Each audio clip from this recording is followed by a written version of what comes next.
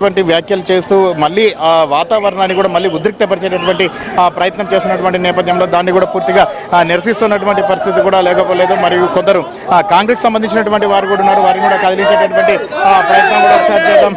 చెప్పండి, ఎలా చూస్తారు? బీజేపీ వాళ్ళు ర్యాలీగా వెళ్తున్న వాళ్ళు మా కాంగ్రెస్ ఆఫీస్ వైపు వచ్చి మమ్మల్ని రెచ్చగొట్టే చర్యలు చేయటం, చెప్పులు, వాటర్ బాటిల్స్, కోడిగుడ్డులు ఇసిరి మా కాంగ్రెస్ కార్యకర్తలు రెచ్చగొట్టే చర్యలు చేశారు. మీరే మీ ఆఫీస్ లో నుంచి వేశారని చెప్పేసి వాళ్ళు ఆరోపిస్తున్నారు. మీరు మీడియా వాళ్ళందరూ ఉన్నారు, మీ మీడియా మిత్రులు అందరూ ఉన్నారు, మీ వీడియోలు క్లిప్పింగ్ చూడండి. ఎవరు ఫస్ట్ ఇస్తారో మీరే చూడండి, ఎవరు ఫస్ట్ ఇస్తారో వాళ్ళ మీద కేసులు కట్టండి. వాతావరణం కరెక్ట్, ఒకరికొకరు కూడా దూషించుకోవడం. నిన్న జంతర్ మంతర్ లో ఎలాంటి వాతావరణం ఉందండి? ప్రధాని కార్యాలయాన్ని ముట్టడించినందుకే తాము ఈ రోజు ఈ పని చేశామని చెప్పేసి వాళ్ళు చెప్తున్నారు. ముట్టడించడానికి గల కారణం ఏంటండి?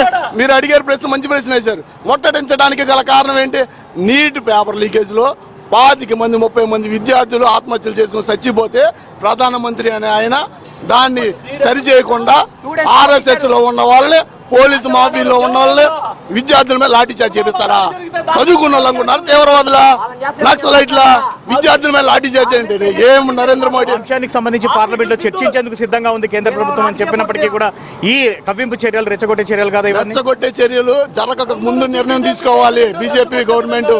ఇంతవరకు విద్యార్థుల మీద లాఠీ జరగకుండా, ఇంత డ్యామేజ్ జరగకుండా ముందే పార్లమెంట్ లో చర్చిస్తే శాంతియుతంగా జరిగేది. ఇది గవర్నమెంట్ స్థాయి నుంచి చేయి జారిపోయింది.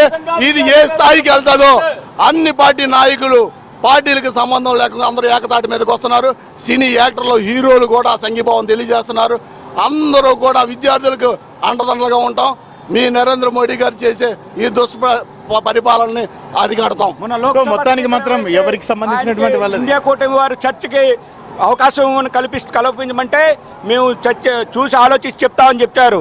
విద్యార్థులు, యువకులు ఎంతో మంది ప్రాణాలకు అడ్డుపెట్టి దెబ్బలు తిని కాళ్ళు చేతులు విరిగి హాస్పిటల్లో ఉంటే ఇచ్చినట్టు కూడా వాళ్ళు స్పందించలేదు. కాబట్టి నిన్న లోక్సభ ఎవరు ప్రతిపక్ష నేత రాహుల్ గాంధీ గారు దీని మీద ఎటువంటి నిరసన తెలియజేయాలని చెప్పి ఖచ్చితంగా ఆయన నిలబడ్డారు. దేశం లాంటి యువకులు, విద్యార్థుల కోసం ఆయన నిలబడ్డారు. దేశం కోసం నిలబడుతున్నారు తప్పితే ఇలాంటి గూండాల కోసం, RSS కార్యకర్తల కోసం PVN మాధవ్ గారు కూడా సవాల్ చేస్తా ఉన్నాం. మీరు బహిరంగ చర్చకు రండి. డెమోక్రసీ, ప్రజాస్వామ్యం, మీరు ప్రజాస్వామ్యబద్ధంగా మీరు ఇక్కడికి వస్తే రండి చర్చకి. ఈరోజు పోలీసు వారే వారికి తొత్తుల్లాగా వ్యవహరిస్తున్నారు. నిన్న ఢిల్లీలో చూస్తే మాఫీలో ఉన్నటువంటి పోలీసులు, వాళ్ళు పోలీసులు కదా RSS కార్యకర్తలు, మాకు ఇక్కడ కూడా అనుమానం కలుగుతా ఉంది. పోలీసుల రూపంలో ఉన్నటువంటి సివిల్లో ఉన్నటువంటి చాలా మంది RSS కార్యకర్తలు ఉన్నారని అనుమానం కలుగుతుంది.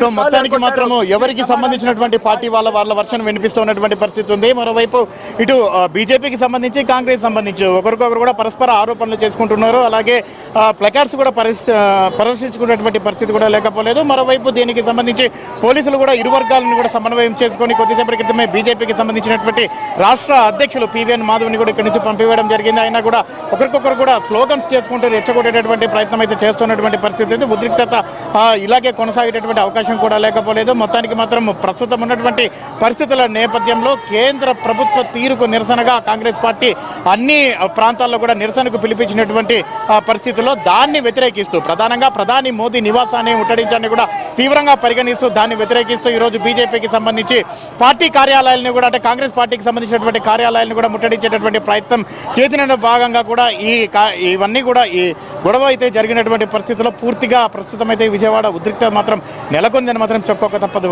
హరిప్రియ. హరికిషన్, అయితే విజయవాడలో బీజేపీ వర్సెస్ కాంగ్రెస్ తీవ్ర స్థాయిలో ఒకరిపై ఒకరు దాడి చేసుకున్నట్టుగా చూస్తున్నాం మన విజువల్స్ లో కూడా. ఈ దాడిలో ఎవరికైనా గాయాలయ్యాయా? అలాగే రాజకీయ నాయకులు అనంటే ప్రజలకి సేవ చేయడానికి ముఖ్యంగా వాళ్ళు రాజకీయాల్లోకి వస్తారు, వాళ్ళు మిగతా వాళ్ళందరికీ కూడా రోల్ మోడల్ లా ఉండాల్సిన వాళ్ళే ఇలా ఒకరిపై ఒకరు దాడి చేసుకోవడాన్ని ఎలా చూడొచ్చుంటారు?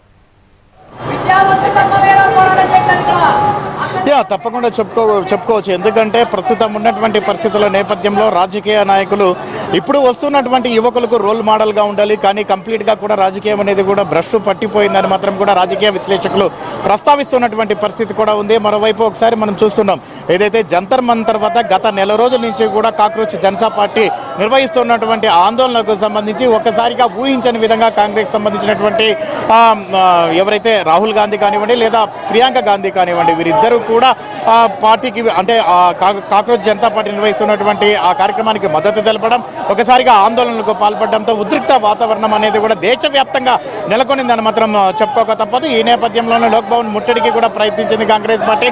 మరోవైపు దాన్ని నిరసిస్తూ అంటే రాహుల్ గాంధీని కూడా అరెస్ట్ చేయడాన్ని నిరసిస్తూ దాన్ని కంప్లీట్ గా కూడా ఈ రోజు రాష్ట్ర వ్యాప్తంగా అలాగే దేశవ్యాప్తంగా కాంగ్రెస్ పార్టీ ఆయా ప్రాంతాలలో కూడా ఆందోళనకు దిగింది. ఈ నేపథ్యంలోనే రాష్ట్ర కార్యాలయాల వద్ద కూడా ఇటు తెలంగాణ కానివ్వండి, ఇటు ఆంధ్రప్రదేశ్కు సంబంధించి కానివ్వండి, ఇటు బీజేపీకి సంబంధించి కూడా కాంగ్రెస్ పార్టీ కార్యాలయాలకు ముట్టడికి వచ్చినటువంటి నేపథ్యంలో ఇక్కడ ఉద్రిక్త వాతావరణం అయితే నెలకొనింది. పరస్పరం ఒకరు కూడా ఒకరిపైన కూడా దాడులు అయితే చేసుకోవడం జరిగింది. మరోవైపు ఒకరి వెంట ఒకరు అంటే బీజేపీకి సంబంధించి కోడిగుడ్లు వేశారు, అలాగే చెప్పులు వేశారు అని చెప్పేసి ఇటు కాంగ్రెస్ వారు ఆరోపిస్తే, లేదు కాంగ్రెస్ పార్టీ వారు ఆల్రెడీ ముందుగానే ప్లాన్ గా ఊహించుకొని తమ పైన వారే దాడులు చేశారని చెప్పేసి కూడా బీజేపీ ఆరోపిస్తున్నటువంటి పరిస్థితి ఉంది. అంటే ఒకరిపై ఒకరు కూడా ఆరోపణలు ప్రత్యారోపణలు రెచ్చగొట్టేటటువంటి వ్యాఖ్యలు చేసుకుంటూ ఉద్రిక్త వాతావరణానికి అయితే ప్రస్తుతం దారి తీశాయని మాత్రం చెప్పుకోక తప్పదు. అయితే ప్రస్తుతం మాత్రం పరిస్థితి పూర్తిగా అదుపులోకి వచ్చింది. పోలీసులు కూడా సమన్వయం వ్యవహరిస్తూ ఇరు వర్గాలకు సంబంధించి కూడా పూర్తిగా నచ్చజెప్పేటటువంటి ప్రయత్నం చేశారు. కొద్దిసేపటి క్రితమే బీజేపీ రాష్ట్ర అధ్యక్షుడు పివిఎన్ మాధవ్ని ఇక్కడి నుంచి కూడా పంపివేయడం జరిగింది. మరోవైపు